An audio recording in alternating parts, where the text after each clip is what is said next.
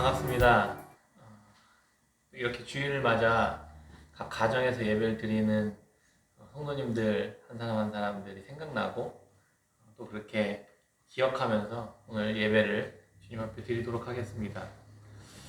코로나19의 확산으로 주일 예배를 벌써 2주째 못 드리고 있습니다. 언제까지 이런 상황들이 계속해서 벌어질지 예측도 되지 않는 상황 속에 놓여져 있습니다. 함께 얼굴 보고 또 함께 모여서 예배하고 또 이렇게 함께 만나서 식사하고 이렇게 하는 모든 평범하고 일상적인 이런 일들이 우리에게 얼마나 당연한 것들이었는지, 당연한 것이 아니었는지 깊이 깨닫고 있는 시간들인 것 같습니다. 각 가정들마다 주님의 복음 안에서 잘 지내고 계신지 모르겠습니다. 고린도전서에서 바울이 고린도에 보내는 편지를 통해 안부를 물었던 인사를 빌려서 여러분들에게 문안드리고 싶습니다.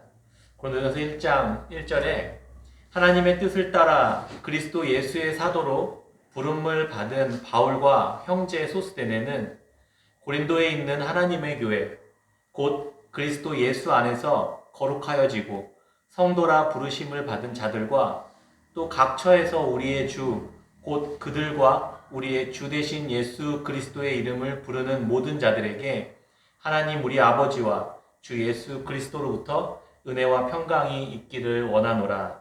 아멘. 하나님 우리 아버지와 주 예수 그리스도로부터 은혜와 평강이 가정마다 있기를 기도합니다. 요즘 코로나19로 인해 전국이 트라우마로 신음하고 있다는 소식들을 듣고 있습니다.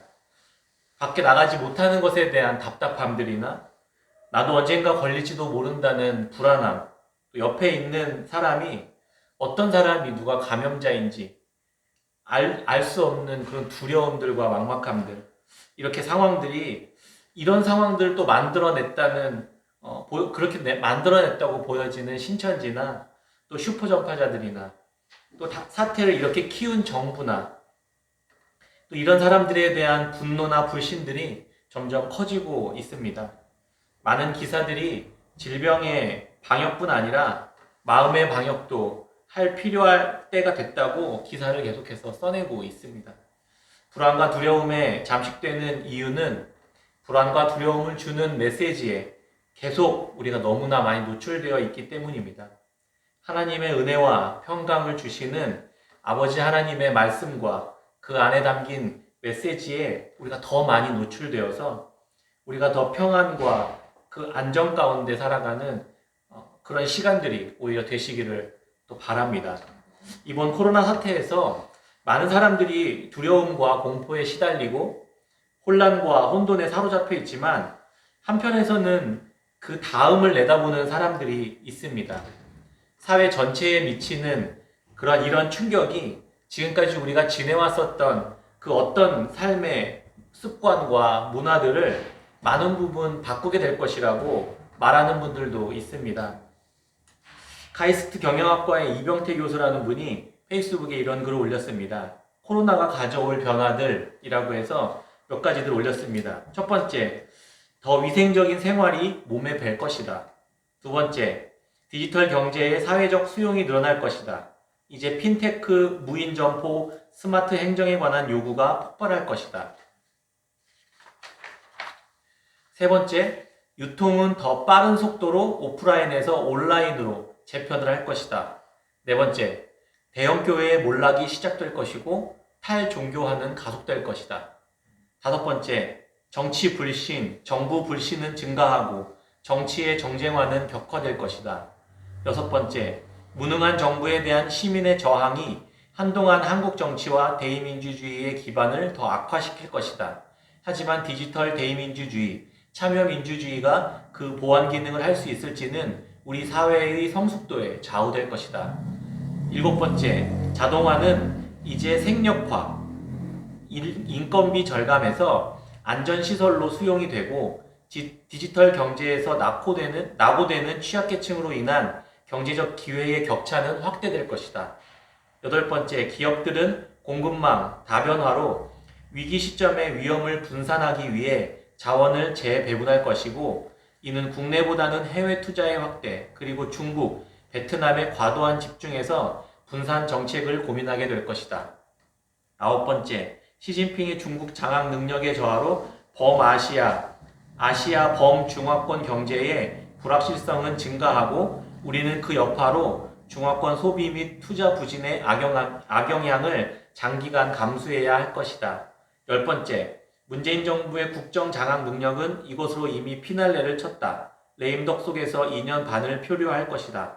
11번째, 대중교통 이용률 또한 감소해서 교통체증은 증가할 것이다. 12번째, 다중이 밀집되는 사업들, 공유한 찜질방, 영화관, 스포츠 단체 행사 등등은 사양길에 접어들고 고전을 면치 못할 것이다. 이들은 살기 위해 1인실 또는 격리된 공간으로 변신을 시도할 것이다. 13번째, 배달 중심의 온디맨드 사업은 더욱 번창하고 우리의 식문화는 크게 바뀔 것이다. 14번째, 술집보다 골프장, 등산의 수요는 더 늘어날 것이다. 생각나는 대로 막 지르는 즉흥적인 생각이니 너무 신중하게 받지 마시고 여러분들이 보태주세요. 한 가지 분명한 것은 이번은 한 번의 단발성 충격으로 잊혀지지 않을 변화 같습니다. 이렇게 내다봤습니다. 저는 이 이야기들을 다 하지는 않습니다. 그렇지만 이런 어려움 속에서 모두가 다 공포와 두려움과 불안에 사로잡혀 있는 이때에 누군가는 이 다음을 내다보고 또 앞으로 어떻게 변화되어져 갈 것인지에 대해 준비하고 있는 사람이 있다는 것을 말하고 싶었습니다. 위기 속에서 언제나 이런 사람들이 꼭 있습니다. 기업이나 돈을 다루는 사람들, 또 정치를 하고 있는 분들이 가장 민첩하고 빠르게 대처할 것입니다. 그러나 우리의 삶의 모습이 분명한 것은 우리의 삶의 모습이 서서히 이러한 충격들로 인해 달라져 갈 것은 분명하다는 사실입니다. 특히 다른 것은 둘째치고 제가 이 이야기에서 많이 눈에 갔던 것은 4번과 12번에 눈이 갔습니다. 이분이 그리스도인인지 아닌지 저는 잘 모르겠지만 시대의 흐름을 정확히 보고 있구나, 그런 생각을 하게 되었습니다. 대형교회의 몰락이 시작될 것이고 탈종교화는 가속될 것이다. 이게 네 번째 이분의 예측이었습니다. 대형교회는 몰락합니다. 그리고 교회를 떠나는 이들이 많지만 그 속도는 더욱 빠르게 증가하게 될 것이라는 예측입니다. 대중이 밀집되는 대형 집회나 공연들은 사양길에 접어들게 될 것입니다. 사람들은 더욱 개별화되고 또 파편화되어 공동체성은 점점 사라지게 될 것입니다. 엄청나게 빠른 인터넷과 이 개인화가 만나서 아마도 가상현실이라는 세계를 만들어 사람과 사람이 실제로 만나기보다는 가상현실 속에서 거짓된 모양으로, 다른 모양으로 꾸며진 모양대로 사람들이 사람들을 만나고 관계를 맺게 될 것입니다. 영화 속에서나 나올 법한 모습들이 아마 머지않아 우리가 마주할 세상이 되지 않을까 짐작하게 됩니다. 곳곳에서 젊은이들 사이에 이런 현상들은 이미 우리 안에 조금씩 나타나고 있었습니다. 돈을 벌려고 이러한 변화를 연구하는 사람들은 그에 맞는 기술 개발과 콘텐츠를 개발하게 되겠지만 교회는 어떻게 해야 할까요? 우리 교회는 도대체 이러한 현실과 이런 미래 속에서 어떻게 대처하고 무엇을 준비해야 될까요? 우리 그리스도인들과 교회가 복음을 전하고 예수 그리스도께 인도해야 할 책임을 가진 그러한 사람들로서 우리가 정말 진지하게 고민해야 하지 않을까 생각해 보게 되었습니다. 얼마 전에 한국교회 대표적인 또 목회자이자 지도자를 할 수 있는 분당우리교회 이찬수 목사님께서 1만 성도 파송운동의 정신이라는 설교를 나누셨습니다. 1만 성도를 30개의 교회로 분립하겠다는 것입니다. 등록교인 5,000명 미만으로 교회가 줄어들 때까지, 지금 거의 2만 명이 넘는 것으로 알고 있는데 5,000명 미만으로 줄어들 때까지 계속 이 작업을 시행하고, 그렇지 않으면 5,000명 미만으로 떨어지지 않으면 담임 목사 자신이 사임하겠다, 이렇게까지 말씀하셨습니다. 사용하고 있는 그 건물은 사회 환원에서 청년과 목회자들과 장애인들에게 어떻게든 도움이 될 수 있는 방향으로 그런 플랫폼으로 쓰여질 수 있도록 내어놓기로 결정하셨습니다. 참 쉬운 일이 아닙니다. 가슴이 찢어지는 아픔과 불안과 혼란 속에 7년 동안 잠 못 이루며 고민하고 기도하며 하나님 앞에서 결정한 일이라고 그렇게 말씀하셨습니다. 왜 지금 이때에 이분은 이런 결정을 하게 되셨던 것일까요? 이 목사님의 설교를 제가 들어봤습니다. 말씀 중에 한국교회 전체가 성도가 줄어들고 있을 때 수백 명씩 분당우리교회에 등록했다고 합니다. 그때 그 모습을 보면서 이 목사님께서는 기쁘고 즐거워하는 게 아니라 엄청나게 무겁고 불편한 마음을 가지셨다고 하는 겁니다. 왜 그랬을까요? 이 현상을 보면서 이 현상은 단순한 부흥이 아니라 우리 교회가 잘 되고 내가 목회를 잘하고 내가 설교를 잘해서 부흥되는 게 아니라 한국교회라는 거대한 모습을 보았을 때 이 타이타닉과 같은 거대한 이 한국교회가 좌초되어서 한쪽으로 쏠리는 현상이라고 해석했다는 것입니다.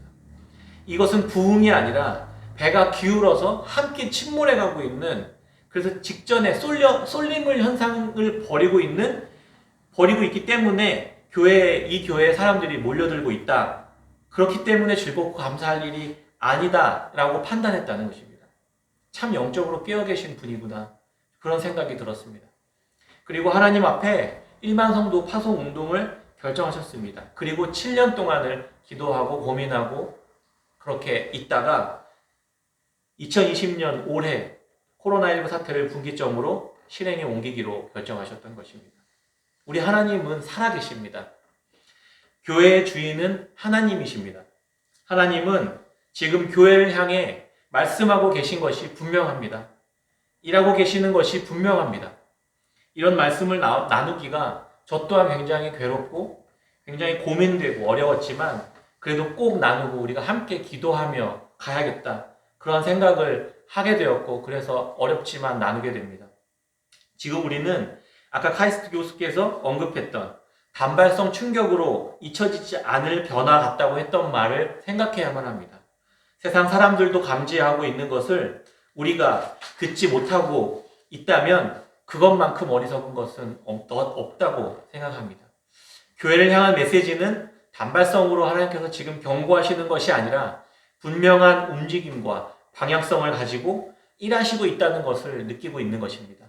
이사야 선지자는 이스라엘 백성들을 향해서 이렇게 경고했습니다.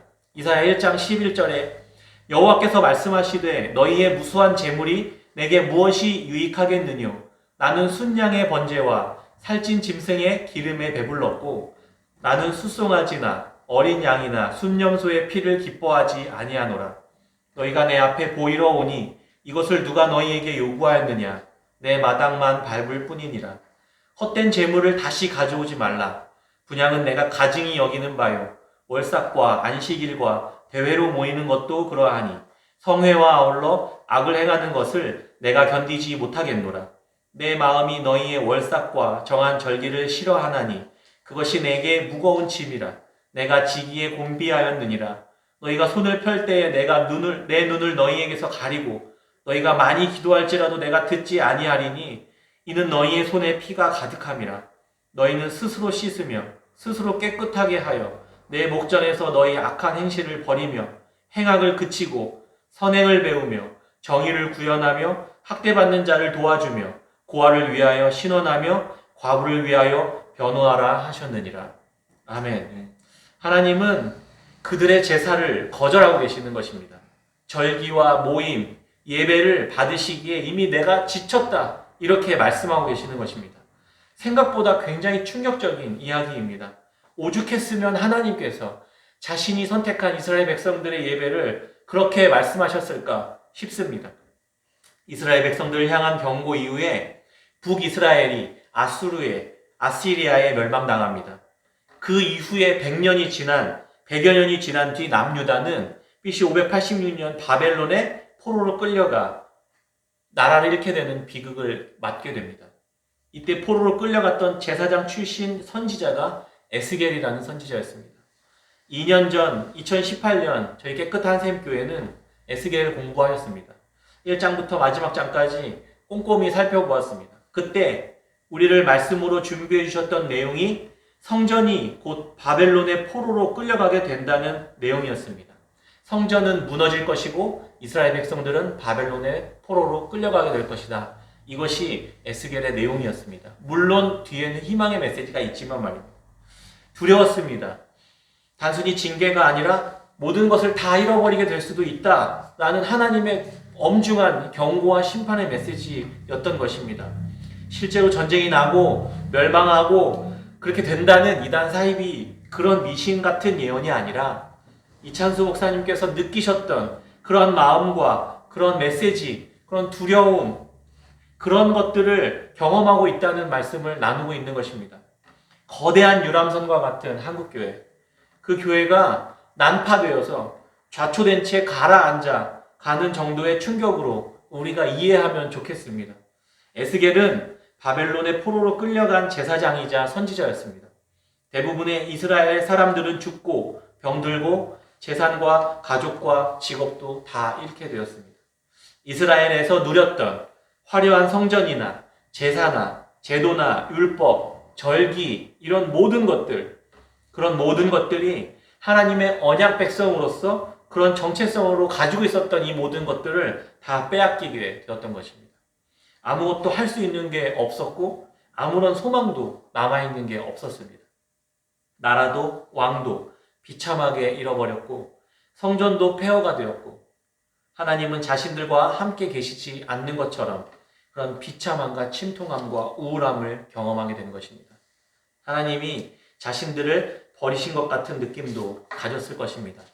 이들은 과거 성전의 영광을 기억하고 있었던 사람들도 포함되어 있었습니다. 이제 포로로 끌려가서 6월절과 77절과 초막절, 절기절기 때마다 성전에 나아가서 번제와 화목제를 드리던 하나님과의 이런 친밀한 관계들, 이런 것들이 이제 더 이상 가질 수 없게 되었던 것입니다.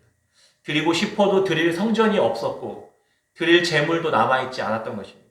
가족도 남아있지 않았습니다. 어린 다음 자녀 자녀들에게는 보여줄 성전도 없고 성전이 없으니 제사를 지낼 수도 없었고 절기가 무엇인지 알려줄 수도 없었던 것입니다. 그저 3, 4, 5 이렇게 모여서 드리는 가정에서 좀 이렇게 같이 좀 큰 공간에서 모이는 그런 얼마 남지 않은 선배들의 설교와 이야기들로 그리고 기도로 하나님을 전달해 줄 수밖에 없는 이런 비참한 상황에 놓이게 되었던 것입니다. 당연히 그 원인은 이스라엘의 우상 숭배에 있었습니다. 타락과 음란과 탐욕에 눈이 멀었던 이스라엘 향해 하나님은 끊임없이 선지자들을 보내 경고하셨고 그 메시지에 반응하지 않고 끝까지 돌이키지 않았던 이스라엘 백성들은 결국 나라를 잃고 성전도 잃고 하나님도 잃고 모든 것을 잃어버리고 포로로 끌려가는 처지가 되었던 것입니다. 포로로 끌려가 남겨진 자들에게 하나님은 이런 잠깐의 소망을 허락해 주십니다. 왜 이런 어려움을 주셨는지, 왜 이런 상황들을 통해 하나님께서는 어떤 변화를 일으키시기를 원하시는지 에스겔 11장 17절에 이렇게 말씀하십니다. 너는 또 말하기를 주 여호와의 말씀에 내가 너희를 만민 가운데에서 모으며 너희를 흩은 여러 나라 가운데에서 모아내고 이스라엘 땅을 너희에게 주리라 하셨다 하라. 그들이 그리로 가서 그 가운데의 모든 미운 물건과 모든 가증한 것을 제거하여 버릴지라. 내가 그들에게 한 마음을 주고 그 속에 새 영을 주며 그 몸에서 돌 같은 마음을 제거하고 살처럼 부드러운 마음을 주어 내 율례를 따르며 내 규례를 지켜 행하게 하리니 그들은 내 백성이 되고 나는 그들의 하나님이 되리라. 아멘. 흩어지게 된 곳, 무질서하게 된 곳, 모두 상실한 곳, 길을 잃은 곳, 소망 없어진 이스라엘, 그들을 다시 포로된 바벨론에 포로된 그곳에서 다시 모으시고 남은 자들을 다시 모으시고 그들 안에 다시 새로운 이스라엘 땅을 허락하시겠다는 약속을 희미하게 보여주시는 것입니다. 하나님을 노하게 하는 미운 물건들과 가증한 것, 죄된 것들을 죄하여 버리고 새로운 영과 부드러운 마음과 상한 심령을 주셔서 하나님의 말씀과 규례를 올바르게 지켜 행하는 하나님의 백성이 되도록 하시겠다는 것입니다. 진정으로 하나님의 백성이 되고 하나님은 우리의 하나님이 되시는 새로운 회복이 일어나게 하시기 위한 기경의 시간이었던 것입니다. 하나님과 형식, 문화, 전통만 남은 관계가 아니라 깨어지고 거룩하게 회복된 마음을 만드시겠다는 하나님의 의지였던 것입니다. 포로기는 분명하게 심판이었고 징계이고 상실과 괴로움과 아픔이 있는 곳이지만 믿음으로 그 과정들을 통과한 자들에게는, 그래서 그 믿음으로 남아 있었던 자들에게는 그들에게 있어서 그곳은 하나님과 더욱 순결한 관계를 맺을 수 있도록 온전히 회복되는 시간이 될 것입니다. 오늘 본문은 요한복음인데 전혀 다른 말을 나누었던 것 같습니다. 그러나 요한복음은 사복음서의 나머지 3개의 공간복음서와는 전혀 다른 시작을 보여줍니다. 바로 창조입니다. 요한복음의 첫 메시지는 창세기의 첫 시작과 매우 흡사합니다. 창세기의 이미지가 요한복음에 그대로 드러납니다. 요한복음 1장 1절에 태초에 말씀이 계시니라. 이 말씀이 하나님과 함께 계셨으니 이 말씀은 곧 하나님이시니라. 그가 태초에 하나님과 함께 계셨고 만물이 그로 말미암아 지은 바 되었으니 지은 것이 하나도 그가 없이는 된 것이 없느니라. 아멘. 이 땅은 하나님의 창조물입니다.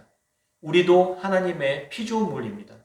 하나님과 함께 창세전부터 계셨던 어떤 존재가 계셨는데 그분이 말씀입니다. 이 말씀이 육신을 입어 이 땅 가운데 오신 그분이 예수 그리스도이십니다. 이 땅의 모든 것들을 그래서 하나님께서는 말씀으로 지으셨다 이렇게 말하고 있습니다. 그 말씀으로 지으셨다는 것이 곧 예수 그리스도를 통해 지으셨다는 말씀이십니다. 그래서 빛이 있으라 말씀하시니 빛이 있었습니다. 물이 있으라 말씀하시니 물이 있었습니다. 땅도 있고 나무도 있고 새도 있고 하늘도 있고 물고기도 동물도 세상의 모든 피조물이 하나님이 있으라 하시니 있었습니다. 그 말씀이 곧 예수 그리스도라는 말입니다. 그 예수 그리스도, 그 말씀 안에 생명이 있는 것입니다. 그 생명 안에 사람들에게 놓여져 있는 빛이 있다는 말씀을 선포하면서 요한복음은 시작합니다. 그 말씀은 그래서 예수 그리스도이셨던 것입니다. 그 안에 생명이 있어서 그분의 말씀이 닿는 곳마다 생명이 움트기 시작합니다. 그 생명은 하나님의 생명과 빛을 드러내기 시작합니다. 하나님과 단절되어 생명이 없었던 그 자리, 도무지 무엇이 진실이고 거짓인지 구별되지 않는 우리들의 현실, 우리들의 능력과 힘으로는 한 치 앞도 볼 수 없는 우리들의 이 절망스러운 상황, 태초의 상황이 그랬습니다. 창세기 1장에 혼돈과 공허와 흑암의 깊음 속에서 우리의 존재는 시작되었습니다. 그것이 우리들의 상황이고 앞으로 우리가 겪게 될 교회의 냉정한 상황이 될지도 모릅니다. 그러나 하나님께서는 그 안에 창조의 근원이신 말씀이 육신을 입고 우리 가운데 거하신다는 선언, 그 선언의 시작이 바로 요한이 본 복음의 시작이었던 것입니다. 하나님은 말씀이시고 생명이시고 빛이신 예수 그리스도를 우리 가운데 보내셔서 새로운 창조를 시작하고 계신다는 것입니다. 그분 안에 생명과 빛이 있고 그분으로 인해 우리가 생명을 얻었고 빛을 발하게 되었던 것입니다. 빛이 어둠 가운데 있는 세상과 교회에 이렇게 비치지만 그 어떤 이들은 알지 못했습니다. 어떤 이들은 그 빛을 따라 생명으로 나아왔습니다. 오랜 시간 구약 이후에 끊어졌던 하나님의 말씀이 다시 찾아오시는 정도가 아니라 아예 친히 우리처럼 육신을 입고 우리 가운데 오셔서 임재하시는 선언으로 요한복음이 시작되는 것입니다. 하나님이 계신 곳이 성전입니다. 하나님이 임재하신 곳이 성전입니다. 말씀이신 하나님, 하나님이신 예수 그리스도, 예수 그리스도께서는 생명으로 육신을 입어 우리 가운데 임재해 계신다는 사실을 말하고 있는 것입니다. 그분이 육신을 입고 우리 가운데 거하시는 놀라운 일이 시작되고 있다는 말을 하고 있는 것입니다. 말씀을 맺도록 하겠습니다. 우리의 미래는 더욱더 열악해질지 모릅니다.